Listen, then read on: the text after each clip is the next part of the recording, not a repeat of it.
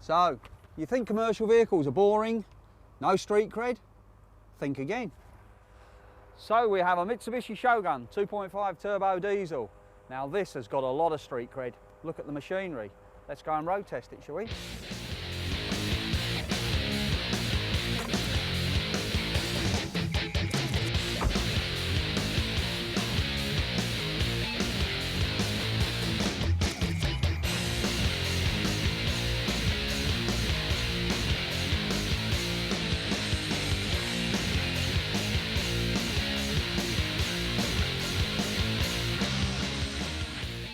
As you'd expect from one of these vehicles, the trim level and quality in the front cabin here is perfect.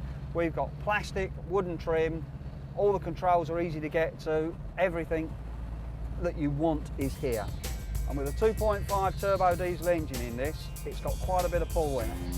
Now they also do a 1.8, and that's the petrol version, and you can go right up to 3.5 litre. That's on a diesel. Now they're turbo, there's a lot of performance, a lot of pull. Now fuel consumption of something like this is only going to give you urban cycle of about 21 to the gallon. So it's not a lot, especially on the big 3.5 litre. Now this 2.5 will give you around about 30, which is a little bit better. Feels a pretty practical commercial vehicle. It's got plenty of ground clearance for driving off-road. The only thing is though, with a price tag, which is up in the 20,000 bracket, it makes it quite an expensive commercial vehicle when you consider this thing will only carry half a tonne. Now the one thing with this is the service intervals are 4,500 miles or 6 months. Now remembering if this is a commercial vehicle, there's every chance you're going to be doing more than 4,500 miles in 6 months. So it could tend to be off the road more than it's on. Also the cost of the servicing needs to be taken into account. So it drives like any four-wheel drive Shogun you'd expect to drive. Absolutely brilliant, nice interior. But is it a practical commercial vehicle? Let's have a look in the back.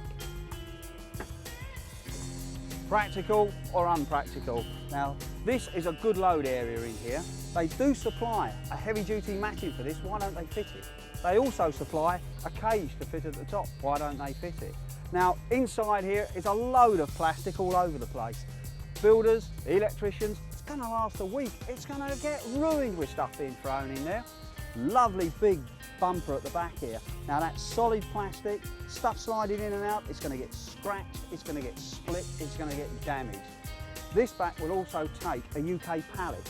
But seriously, would you let a forklift truck come up to the back of that? If you would, best of luck to you.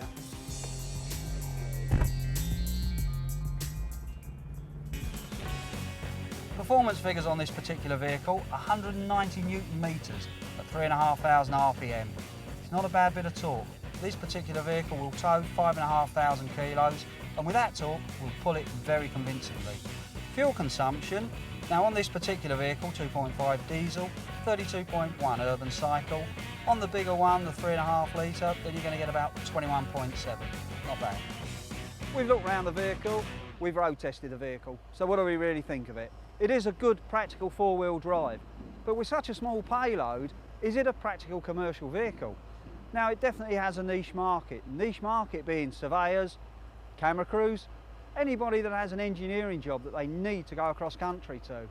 But at £16,500 plus the vodka and tonic, that's VAT at 17.5% to you and the VAT man.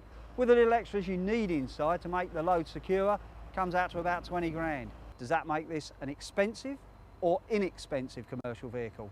You decide.